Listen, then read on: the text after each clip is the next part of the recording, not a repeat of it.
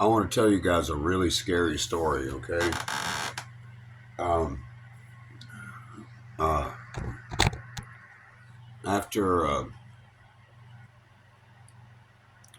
marijuana was made recreational in Illinois, I was living in hotels out of Metropolis, Anna, and Harrisburg, okay?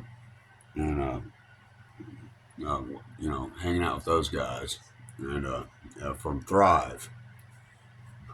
And do you guys like horror stories?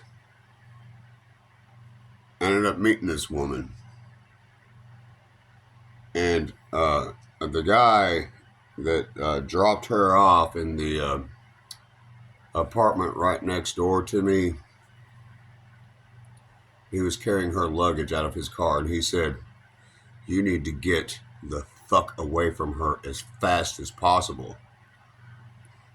And I looked at him and I looked at her and I said, "Why?"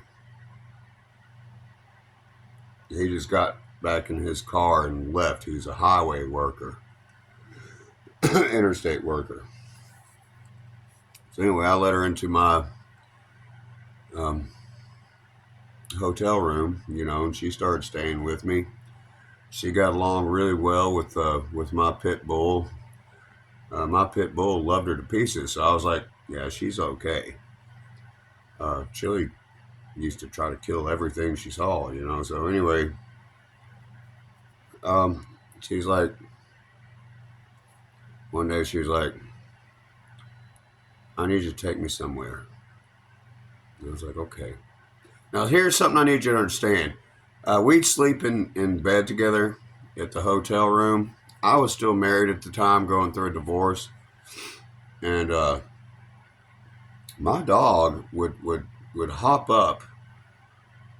An American Pit Bull Terrier, that's a big, mean dog, would hop up in bed with us and sit like right in between us and look at me like, "That's not Mama." I was like, "I know that's not Mama. This is my new friend."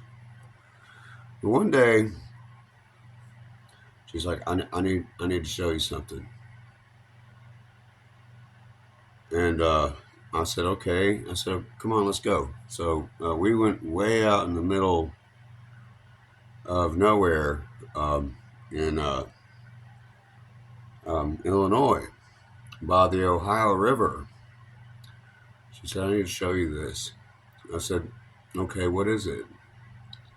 And she said, "I want to give you this house." And I looked at her and I was just like,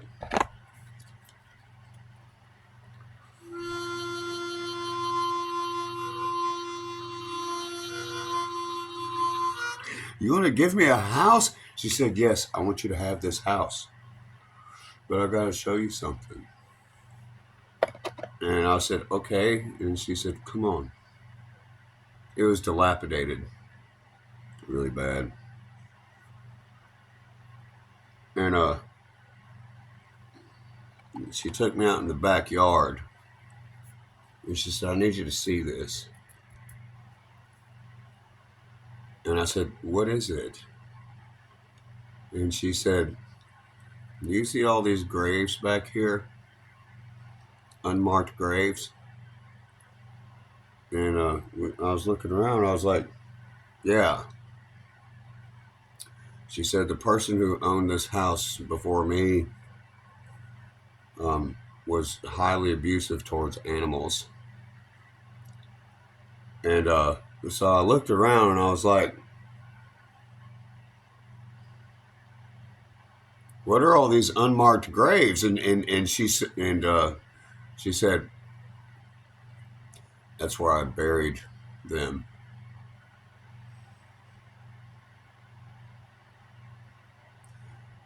I said, "What do you mean?" You know how they say everyone runs across a serial killer at least once in their life? That's true. Everyone does. And I looked at her and I said,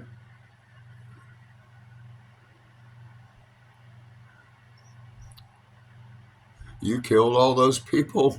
And she started crying. And and I was like,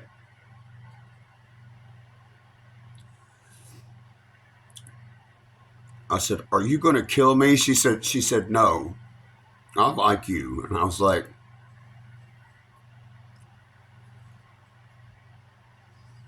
"What are all these unmarked graves?" And she said, "I had to get rid of them." And I was like,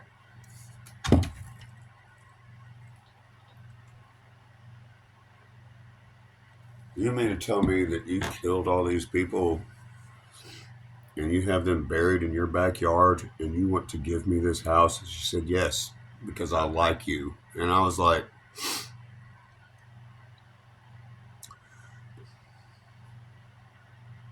well, anyway, I set her up in a hotel room for, several weeks, and I said, "I'll tell you what, I've got to get back to Tennessee because my mom is having heart stents put in.